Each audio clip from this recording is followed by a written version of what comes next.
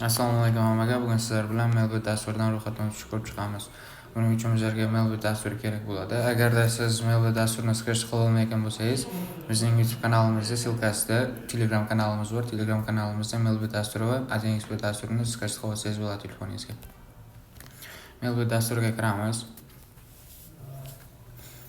Melbit dasturiga kirganimizdan keyin mana yerda kirish va ro'yxatdan o'tish deyapti.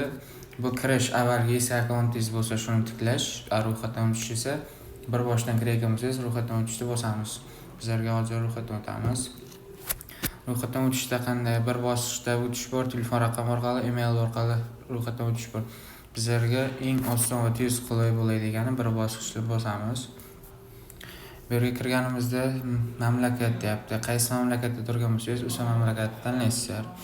Masalan, bizlar hozirgi vaziyatda bizlar O'zbekistonda turibmiz. Men O'zbekiston tanlangan. Bu valyutada. Valyuta deganda bu Melbitda ichida qaysi valyutada o'ynashingizni so'raydi.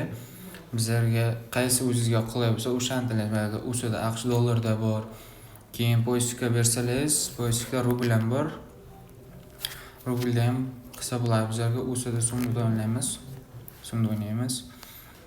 Keyin sizlar bilan bonus olishda ham yo'lni ko'rib chiqamiz. Mana yerda promokod deyapti.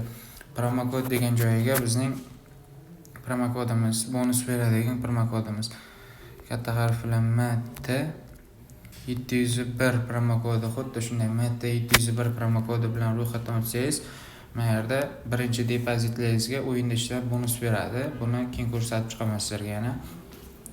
Bu yerda so'rayapti, promokoddan bonus olishda sport o'yinlari uchun bonus olasizmi yoki Casino Games o'yinlari uchun bonus olishingizni so'rayapti. Bu yerda bonus rad qilish bizlarga endi bonus hech kim rad qilmaydi. Shuning uchun bizlar Casino Games o'yinlari uchun bonus olamiz. Tayyor. Bu yerdan ro'yxatdan o'tishda mana bu 8 yoshga to'lganimizni tasdiqlaymiz. Bizlarda bu yerda tekshiradi.